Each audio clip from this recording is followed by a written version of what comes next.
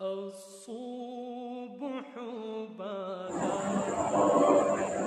أعوذ بالله من الشيطان الرجيم بسم الله الرحمن الرحيم قل لا أسألكم عليه أجرا إلا المودة في القربى صدق الله وبارك عليه وبلغنا رسوله الكريم ونحن على ذلك الشاهدين والشاهدين والحمد لله رب العالمين وأسأل الله المستمعين والحاضرين محرم الحرام کا مقدس مہینہ ہے اور یہ بات ہمیں یاد رکھنی چاہیے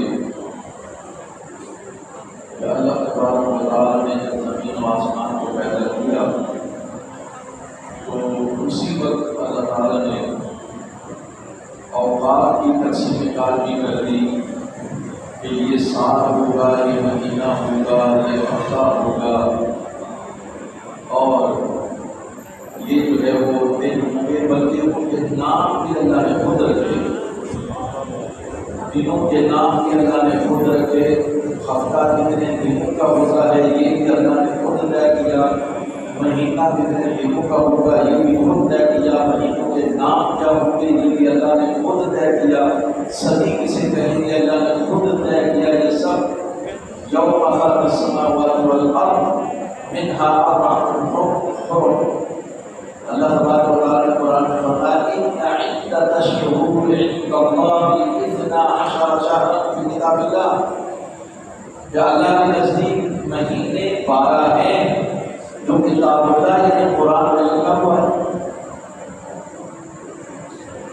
یوم خلق السماوات والارض، جس دن سے زمین و آسمان کو اللہ نے پیدا کیا اسی دن سے اللہ تعالیٰ نے یہ تقسیم اوقات کار بھی کر رکھی ہے۔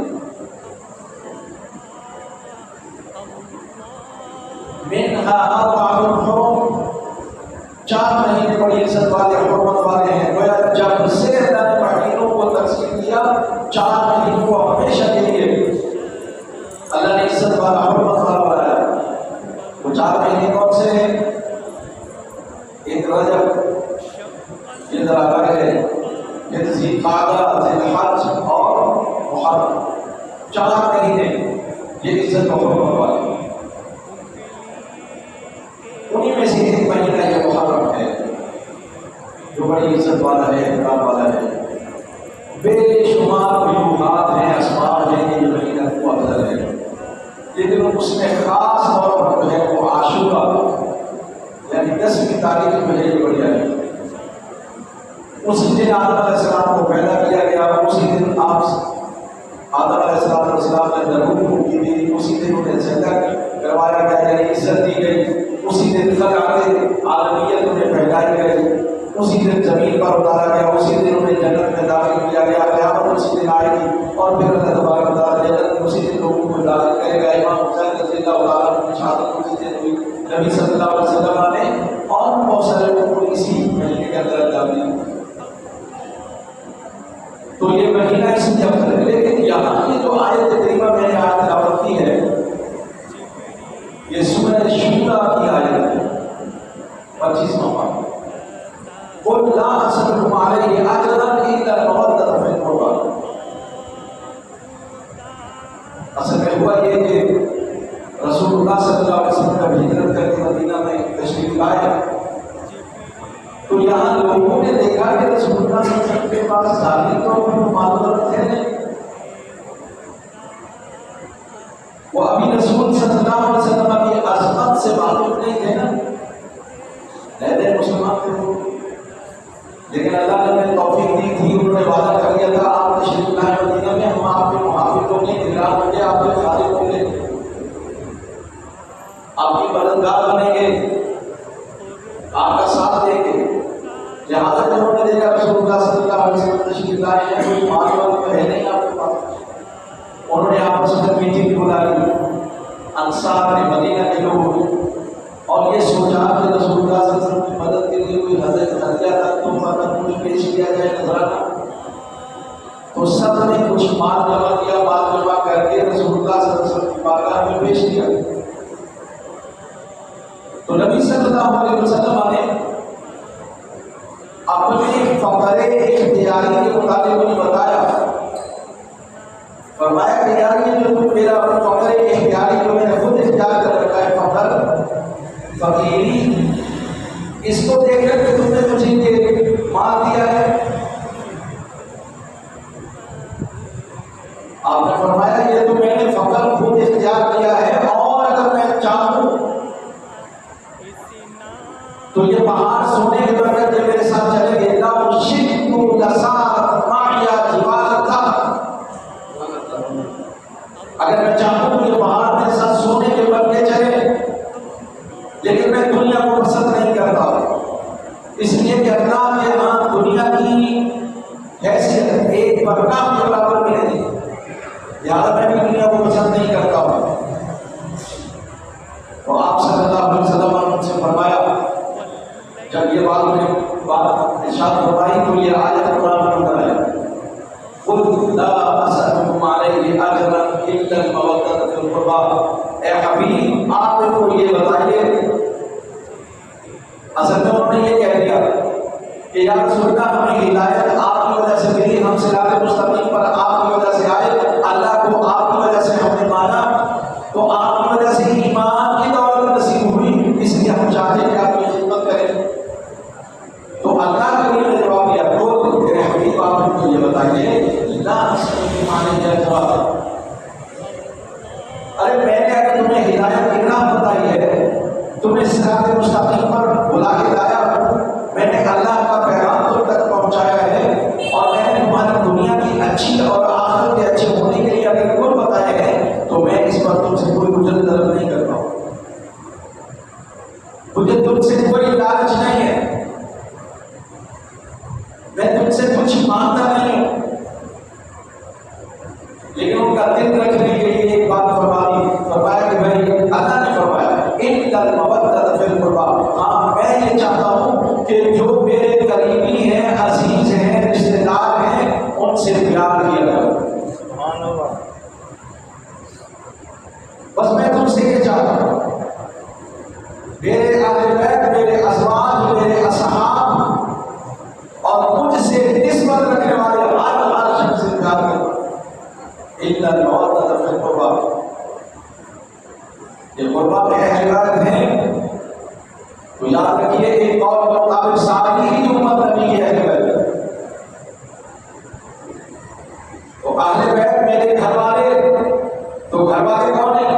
ازواج مطہرات، آپ کی اولاد، تو یہ سب آپ صلی اللہ علیہ وسلم کے اہل بیت ہیں۔ تو اس لیے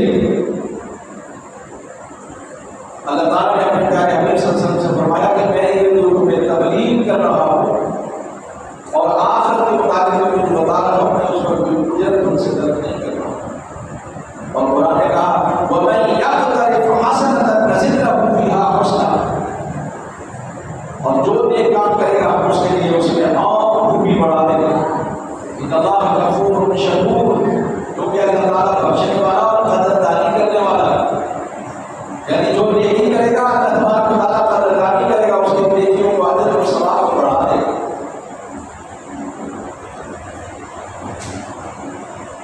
وہ آپ صلی اللہ علیہ وسلم نے قرآن کی یہ آیت انہیں سنائی، تو علماء نے یہ اس سے نتیجہ نکالا کہ رسول اللہ صلی اللہ علیہ وسلم کے جو اہل قرابت ہیں، اہل بیت ہیں، آپ کی اولاد ہے، آپ کی ازواج ہے اور آپ کے اصحاب ہیں، ان سے محبت کرنا اللہ نے فرض قرار دے دیا ہے۔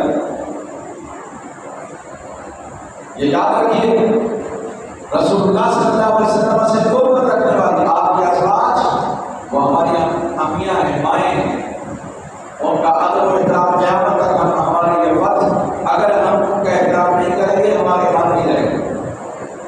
اصحاب رسول، اگر ہم ان کا ادب اور احترام نہیں کریں گے ایمان باقی نہیں رہے گا۔ اولاد رسول، اگر ہم ان کا احترام نہیں کریں گے تو ہمارا ایمان باقی نہیں رہے گا۔ جو چیز رسول اللہ سے نسبت رکھتی ہے اس کا ادب اور احترام کرنا ہم پر فرض ہوگا۔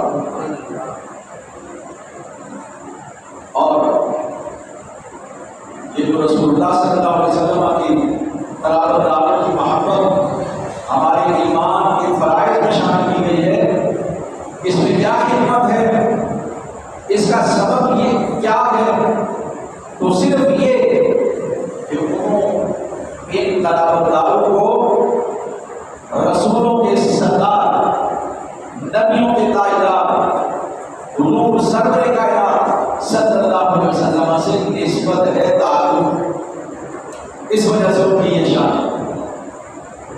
حضرت صفیہ رضی اللہ تعالی عنہا جو رسول اللہ صلی اللہ علیہ وسلم کی سگی بھوٹی صاحبہ ہیں،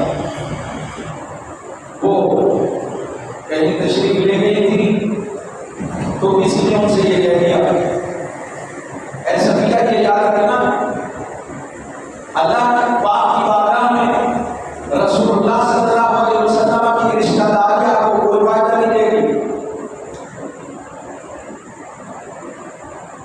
تو یہ پریشان ہو گئی اور نبی صلی اللہ علیہ وسلم کو یہ بات پتہ چلی کہ بعض لوگوں نے میری بھوک صاحبہ کو یہ بات اشارہ کہی ہے، تو آپ صلی اللہ علیہ وسلم نے یہ بات سن کر آپ پر کیف کے تعلق اور آپ نے حضرت بلال رضی اللہ تعالیٰ عنہ سے فرمایا بلال لوگوں کو جمع کرو۔ جب بلال نے لوگوں کو جمع کیا رسول اللہ صلی اللہ علیہ وسلم منبر پر تشریف فرما ہو گئے اور آپ نے لوگوں سے یوں ارشاد فرمایا منبر پر بیٹھ کر کہ ان لوگوں کا کیا حال ہے جو گمان کرتے ہیں کہ میری رشتہ داری، میری قرابت کوئی فائدہ نہیں دے گی، میری نسبت کوئی فائدہ نہیں دے گی، قیامت کے دن ہر سبب و نسب وہ ٹوٹ جائے گا، مگر میرا سبب اور نسب وہ دنیا اور آخرت میں جڑا رہے گا۔ یہ رسول اللہ صلی اللہ علیہ وسلم کا فرمان مجمع الشوائب کی یہ روایت ہے اور اس کی تصدیق قرآن سے ہوتی ہے، اور قرآن میں اللہ نے فرمایا الاخلاء یومئذ بعضهم لبعض عدو الا المتقین، فرمایا قیامت کا دن ہوگا بڑی بڑی پکی دوستیاں دشمنیوں میں بدل رہے ہیں، پکی دوستیاں دشمنیوں میں بدل جائیں گی، الا المتقین، ہاں متقینوں سے اگر کسی کی دوستی ہے تو وہ وہاں بھی کام آئے گی، پرہیزگاروں سے اگر کسی کی دوستی ہے تو وہاں بھی کام آئے گی، اللہ کے بندوں سے اگر کسی کی دوستی ہے تو وہ وہاں بھی کام آئے گی۔ تو یہ تو متقینوں کی بات ہے۔ تو جو امام المتقین ہیں، جو امام الاتقیاء ہیں، جو امام الانبیاء ہیں، ان سے جو نسبت رکھے گا وہ انشاءاللہ دنیا میں بھی کام آئے گی، آخرت میں بھی کام آئے گی۔ کہ محبت سے وفا ہوتے وہ ہم دے رہے ہیں، یہ جہاں چیز ہے کیا لو محبت دے رہے، تو محبت سے اپنی نسبت کو پکا کر ان سے اپنے تعلق کو مضبوط کر لے۔ ارے خدا قلم تجھے دے دے گا، کتاب تجھے دے دے گا، کہے گا جو تقدیر اپنے لیے لکھنا چاہتا ہے۔ تو رسول اللہ صلی اللہ علیہ وسلم سے نسبت اور تعلق دنیا میں بھی کام آئے گا، آخرت میں بھی کام آئے گا۔ علامہ سید ابن عابدین شامی رحمۃ اللہ علیہ فرماتے ہیں کہ اس مفہوم کی کئی احادیث کئی سندوں سے مروی ہیں، جن سے ثابت ہوتا ہے کہ رسول اللہ صلی اللہ علیہ وسلم کا نسل پاک آپ کی اولاد کو ضرر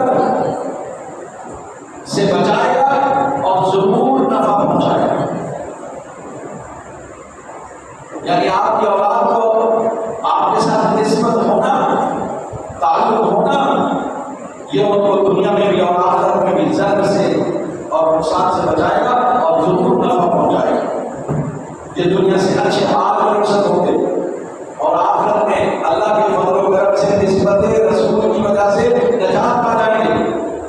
آپ صلی اللہ علیہ وسلم کی اولاد اور ازواج مطہرات یہ بڑے سعادت مند لوگ ہیں، لہٰذا قیامت کا ماحول ناگزیر جب سارے رشتے ناطے ٹوٹ جائیں گے، ماں روتے بیٹے کو چھوڑ رہی ہوگی، باپ بیٹے سے ہاتھ چھڑا رہا ہوگا، کوئی نہ پوچھے گا کہ کون کس کا بیٹا اور کس کا بھائی ہے، مگر قربان جائیے اہل بیت کے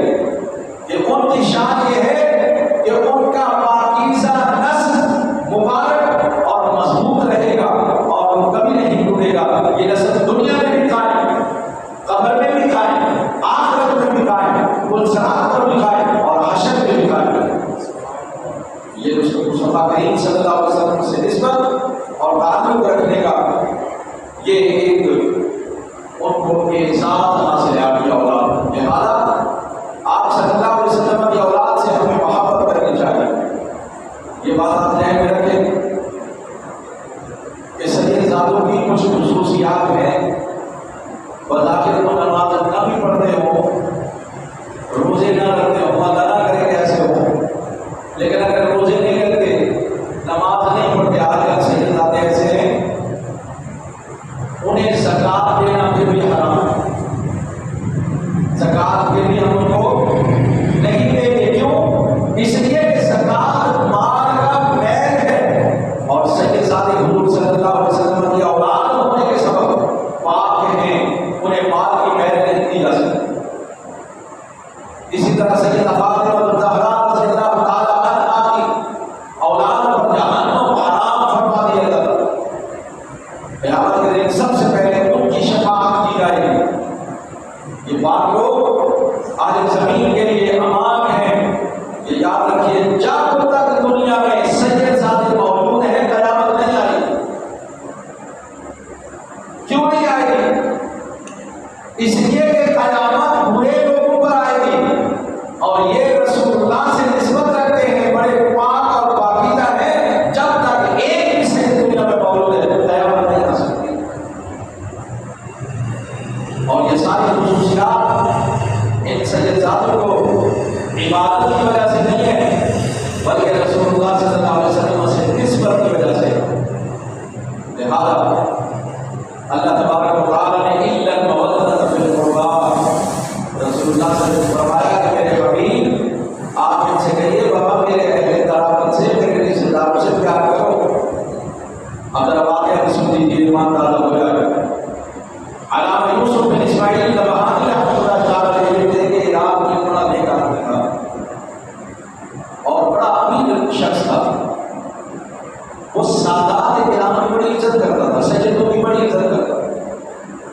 جب بھی اس کی محفل میں کوئی سید آ جاتا تھا تو وہ اسے ذرا دوسروں سے ممتاز کر کے الگ کر کے جگہ دیتا اور وہاں بیٹھاتا تھا، احترام جاتا تھا. لیکن ایک دفعہ ایسا ہوا کہ ان کی محفل میں ایک امیر آدمی بیٹھا ہوتا تھا، دولتمند آدمی بیٹھا ہوتا تھا. اس نے جب یہ منظر دیکھا اس کو بڑا غصہ آیا. یار یہ بات نہیں ہے، یہ مسکین ساتھی ہے، اس کو اوپر بٹھا دیا مجھے نیچے بٹھا دیا. وہ جو ایک آدمی تھا نا اس نے جو کام لیا کہ اس کا چہرہ بدل گیا ہے، ان کو عزت دی ہے تو اسے ہونے کی وجہ سے بدل گئی. اس وقت انہوں نے درگزر کیا. تھوڑی دیر کے بعد جب وہ محفل پروگرام ہو گیا تو آپ نے امیر آدمی کو بلایا، فرمایا تیرا بچہ ہے کوئی صاحبزادہ ہے؟ ہاں ہے. فرمایا کیا کرتا ہے؟ اس نے کہا کہ وہ پڑھتا ہے اور ایسا ہے. تو اس بزرگ نے فرمایا کیوں ایسا نہ ہوا کہ تو کچھ ایسا کام کرتا کہ تیرا بیٹا کسی سید کے گھر پیدا ہوتا. اس نے کہا کہ یہ کیسے ہو سکتا ہے؟ یہ تو اللہ کی مرضی ہے. کسی کو سید کے گھر پیدا کرے، کسی کو کسی اور کے گھر پیدا کرے، یہ اللہ کی مرضی. تو آپ نے فرمایا یہ اللہ کی مرضی ہے. اسے اللہ تعالیٰ نے سید کے گھر پیدا کیا، وہ سادات ہے، وہ قابل احترام ہے. یہ نسبت، یہ عزت اور احترام نسبت رسول کی وجہ سے ہے، مال دولت کی وجہ سے نہیں. تب اس میں اسے سمجھ میں آئی کہ بھائی ایک سید کا احترام نسبت رسول صلی اللہ علیہ وسلم کی وجہ سے، اور یہ ہم پر فرض ہے. کوئی سید ہو نا تو عزت احترام کرنا، زکوٰۃ مت دینا، اس سے کوئی ایسا برا سلوک مت کرنا رسول اللہ صلی اللہ علیہ وسلم ناراض ہو گئے. ہاں وہ نماز نہیں پڑھتا ہے تو کبھی اگر موقع ملے تو کہہ دیجیے شاہ صاحب دین آپ کا ہے، آپ کے نانا کا ہے تو آپ کے لیے باعث رحمت ہے، ضرور کر دیجیے. اچھی بات کہیے، ادب سے کہیے، احترام سے کہیے. نبی صلی اللہ علیہ وسلم نے ارشاد فرمایا لا يؤمن عبد حتى يكون احب اليه من نفسه. نبی صلی اللہ علیہ وسلم فرمایا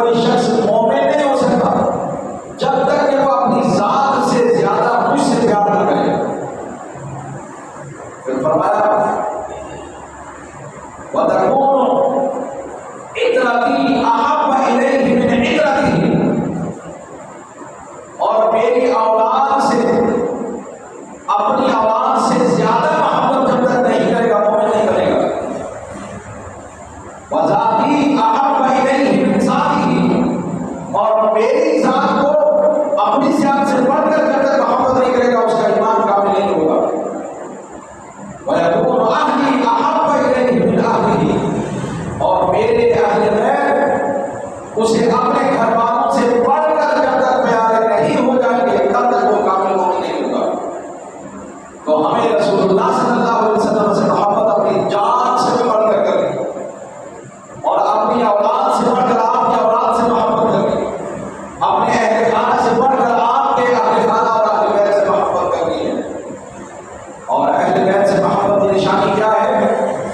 رسول اللہ صلی اللہ علیہ وسلم نے ارشاد فرمایا، اور یہ سواحب المحرقہ کی یہ روایت ہے، نبی صلی اللہ علیہ وسلم نے فرمایا جو اللہ سے محبت رکھتا ہے وہ قرآن سے محبت رکھتا ہے، جو قرآن سے محبت کر رہا ہے وہ سمجھ لو کہ اللہ سے محبت کرتا ہے، اور جو قرآن سے محبت کرتا ہے وہ مجھ سے محبت رکھتا ہے۔ جو قرآن سے محبت کرتا ہے کہ سمجھو کہ رسول اللہ سے محبت کر رہا ہے صلی اللہ علیہ وسلم، اور فرمایا جو مجھ سے محبت رکھتا ہے وہ میرے اصحاب، میرے قرابتان اور میرے اہل بیت سے محبت رکھتا ہے۔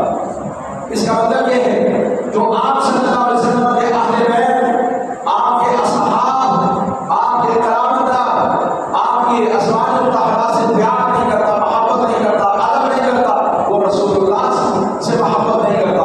جو رسول اللہ سے محبت نہیں کرتا وہ قرآن سے محبت نہیں کرتا، جو قرآن سے محبت نہیں کرتا وہ خدا سے محبت نہیں کرتا، اس کا ایمان سے کوئی تعلق نہیں۔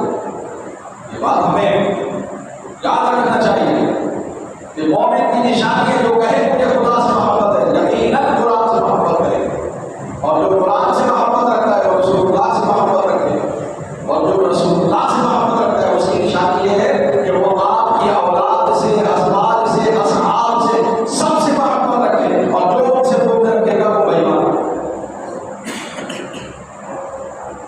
اب ایک اور بات جو امام فخر الدین رازی رحمۃ اللہ تعالی علیہ بہت بڑے مفسر، محدث، مورخ، انہوں نے اپنی تفسیر کبیر میں یہ بات لکھی ہے، ایک روایت نقل کی ہے جس میں یہ بتایا ہے کہ اہل بیت اتحاد سے محبت کا صلہ کیا ملتا ہے، یعنی اگر تم اللہ کے رسول کی اولاد سے، ازواج سے، اصحاب سے محبت کرو گے تو صلہ کیا ملے گا؟ ذرا غور سے سن لیجیے۔ فرمایا من مات علی حب آل محمد مات شہیدا، فرمایا جو میری اولاد محمد صلی اللہ علیہ وسلم کی اولاد، اصحاب اور ازواج کی محبت و احترام میں گزر گیا، اس حال میں دنیا میں گیا کہ رسول اللہ کی اولاد سے، اصحاب سے، اہل بیت سے محبت کرتا تھا، جب مرے گا تو شہید کا نام لکھا گیا۔ یہ اہل بیت سے محبت کا صلہ اسے دیا گیا۔ پھر فرمایا اللہ ومن مات علی حب آل محمد مات مغفورا، فرمایا خبردار جو اس حال میں دنیا سے گیا کہ وہ اہل بیت اتحاد، ازواج مطہرات اور اصحاب رسول سے پیار رکھتا تھا، فرمایا اللہ تعالیٰ اس کی بخشش فرما دے۔ پھر ارشاد فرمایا اللہ ومن مات علی حب آل محمد مات تائبا، فرمایا سنو جو بھی اس حال میں دنیا سے جائے گا کہ وہ آل رسول سے محبت کرتا ہے، اہل بیت رسول سے محبت کرتا ہے، ازواج مطہرات کا ادب اور احترام کرتا ہے، اصحاب رسول سے محبت رکھتا ہے، فرمایا وہ اس حال میں جائے گا کہ جیسے کوئی توبہ کر کے دنیا سے گزر ہوگا، یعنی اللہ پاک اس کا نام توبہ کرنے والا لکھے گا، اور توبہ کرنے والے کا مقام یہ ہے التائب من الذنب کمن لا ذنب لہ، ارے جو توبہ تائب ہو جاتا ہے وہ ایسا ہوتا ہے جیسے کوئی گناہ اس نے کیا ہی نہیں۔ یہ اولاد رسول سے محبت کرنے کا صلہ ہے۔ پھر فرمایا الا ومن مات علی حب آل محمد بشرہ ملک الموت بالجنہ، فرمایا خبردار جو اولاد محمد سے، آل محمد سے محبت کرتا ہے، آل محمد سے محبت کرتا ہے، اس کو ملک الموت اسرائیل کی جنت کی بشارت دیتا ہے۔ جب مرے گا، جان نکالنے آئے گا تو پہلے جنت کی بشارت دے گا، پھر اس کی جان نکالے گا۔ پھر ارشاد فرمایا الا ومن مات على حب آل محمد يزف الى الجنة كما تزف العروس الى بيت زوجها. فرمایا سنو، جو اہل بیت سے محبت کرتا ہوا دنیا سے رخصت ہو گیا، اس کی عزت اس طرح سے کی جائے گی جیسے کسی دلہن کو سجا کر پھر اس کے دلہا کے گھر بھیجا جاتا ہے، ایسے اس کو اللہ تعالیٰ نے عزت عطا فرمائے گا. پھر فرمایا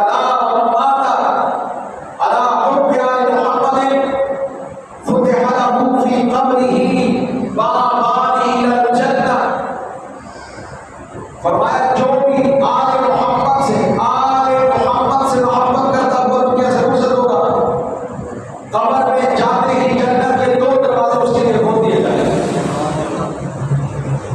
فرمایا ومن مات على حب آل محمد جعل الله قبره مزارا ملائکۃ الرحمہ. فرمایا جو بھی آل محمد کی محبت میں گرفتار رہے گا تو اللہ تبارک و تعالیٰ اس کی قبر کو فرشتوں کے لیے مزار بنا دے گا. یعنی اس کی قبر پر رحمت کے فرشتے زیارت کیا ہے. یہ صلہ ہے آل محمد سے محبت کرنے کا. لیکن یہاں میں آل محمد کے بارے میں آپ کو بتا دوں کہ آل محمد سے مراد نبی صلی اللہ علیہ وسلم کی بارگاہ میں ایک صحابی آئے اور کہا یا رسول اللہ صلی اللہ علیہ وسلم ان اللہ وملائکتہ یصلون علی النبی. قرآن میں پڑھا ہے سلام کا تو ہمیں پتہ ہے، یہ سلام کیا چیز ہے اور کیسے بھیجنی. تو نبی صلی اللہ علیہ وسلم نے بتایا کہ پڑھنا اللہم صلی علی محمد وعلی آل محمد کما صلیت علی ابراہیم وعلی آل ابراہیم. تو اس صحابی نے پوچھا یا رسول اللہ صلی اللہ علیہ وسلم یہ آل کون ہے، یہ آل کون ہے؟ اس وقت نبی صلی اللہ علیہ وسلم نے نام لیا علی، فاطمہ، حسن، حسین اور اپنا نام لیا. یہ بتانا ضروری تھا ورنہ پوچھنے والا بھی آل کو جانتا تھا کیونکہ عربی ہے. تمام فقہا امام اعظم ابو حنیفہ رحمۃ اللہ تعالی، امام شافعی رحمۃ اللہ تعالی، امام مالک رحمۃ اللہ تعالی، امام احمد بن حنبل رحمۃ اللہ تعالی اور بے شمار مفسرین کا یہی قول ہے کہ آج سے بعد رسول اللہ صلی اللہ علیہ وسلم کی امت ہے. ساری امت ساری امت. میں ذرا قرآن سے دلیل دے دوں تاکہ آپ سمجھیں. یہ بتا کہ جب فرعون غرق ہوا تھا اس وقت وہ اس کی اپنی اولاد سے غرق ہوا تھا یا ساری قوم غرق ہوئی؟ پورا لشکر کو تباہ ہو گیا.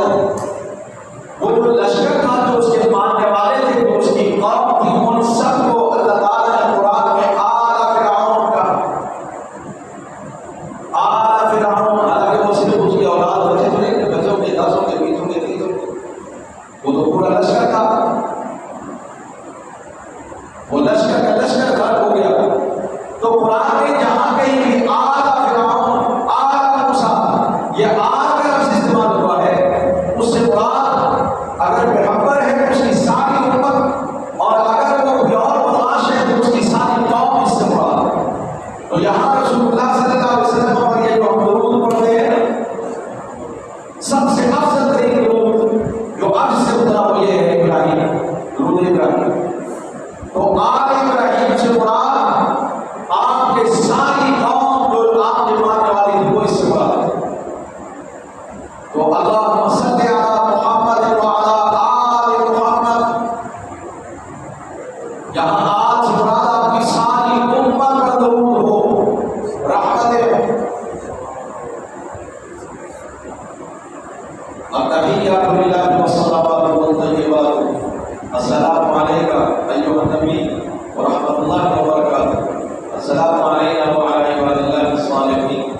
یہ اللہ اور رسول کے درمیان میں شب معراج کو کنورسیشن ہوئی، جو بات چیت ہوئی، وہ ہے نبی پاک صلی اللہ علیہ وسلم نے بارگاہ رب العزت میں عرض کیا التحیات للہ والصلوات والطیبات، تمام تعریفیں، تمام طاقت اور قوت، ظاہری باطنی قولی فعلی، تمام عبادت اور حمد و تعریف اللہ کے لیے ہے۔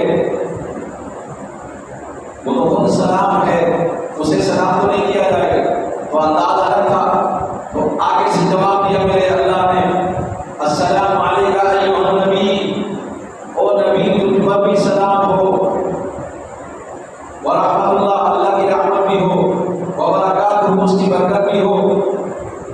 تو نبی صلی اللہ علیہ وسلم نے یہ سن کر آپ کو اپنی امت یاد آئی، عرض کیا السلام علینا، اے اللہ ہم سب پر سلام ہو، وعلی عباد اللہ الصالحین، قیامت تک جو تیرے نیک بندے، اللہ کے جو نیک بندے، ان سب پر تیری رحمت نازل ہو، تیرا سلام ہو۔ فرشتے سن رہے تھے اللہ اور اس کے محبوب کی بات چیت، وہ سب کو کہنے لگے اشہد ان لا الہ الا اللہ، ہر فرشتہ یہ کہنے لگا میں گواہی دیتا ہوں کہ اللہ کے سوا کوئی معبود نہیں، واشہد ان محمدا عبدہ ورسولہ، میں گواہی دیتا ہوں کہ محمد صلی اللہ علیہ وسلم اللہ کے بندے اور اس کے رسول ہیں۔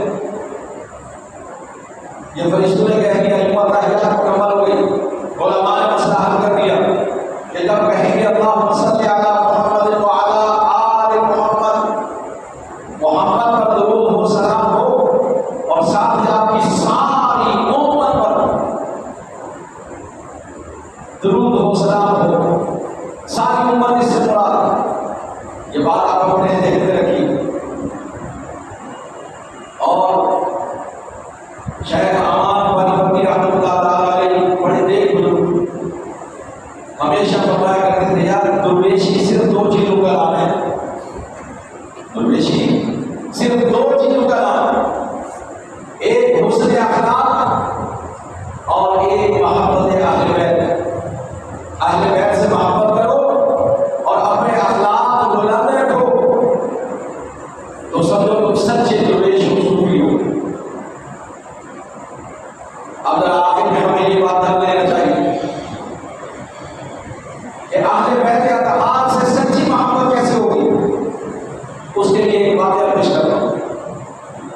سیدنا امیر معاویہ رضی اللہ تعالیٰ عنہ خطبہ دے رہے تھے، اتنے میں امام علی مقام امام حسین رضی اللہ تعالیٰ عنہ تشریف لے آئے۔ حضرت امیر معاویہ رضی اللہ تعالیٰ عنہ جلدی سے خطبہ مکمل کیا اور ممبر سے نیچے اترا۔ اب حضرت امام حسین رضی اللہ تعالیٰ عنہ ممبر پر تشریف لائے، آپ نے اللہ کی حمد و ثنا کی اور پھر فرمایا، یہ غور سے سنیے، امام حسین رضی اللہ تعالیٰ عنہ نے امیر معاویہ رضی اللہ تعالیٰ عنہ کے ممبر پر بیٹھ کر یہ ارشاد فرمایا، مجھے میرے نانا جان نے بتایا ہے، اللہ پاک فرماتا ہے عرش اعظم کے پائے کے نیچے سبز رنگ کی ایک تختی ہے، عرش اعظم کے پائے کے نیچے سبز رنگ کی ایک تختی ہے جس پر یہ لکھا ہوا ہے اے آل محمد کے گروہ، تم میں سے جو بھی روز قیامت لا الہ الا اللہ کی گواہی دیتا آئے گا، اللہ پاک اسے جنت میں داخل فرمائے۔ یہ سن کر حضرت امیر معاویہ رضی اللہ تعالیٰ نے پوچھا، اے ابو عبداللہ، امام حسین رضی اللہ تعالیٰ عنہ کی کلیت، پوچھا کہ اے ابو عبداللہ، آل محمد کا گروہ ہے کون؟ تو امام حسین رضی اللہ تعالیٰ نے فرمایا، غور سے سنیے، فرمایا وہ لوگ جو شیخ ہیں، یعنی سیدنا ابو بکر، سیدنا عمر، سیدنا عثمان غنی اور میرے والد محترم مولا علی رضوان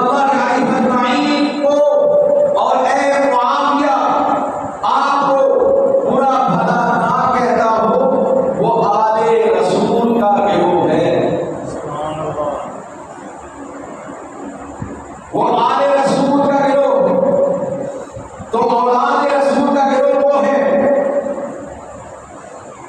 صرف نام رکھنے سے سید نہیں ہو جائے گا، شیخین سے پیار کرتا ہو،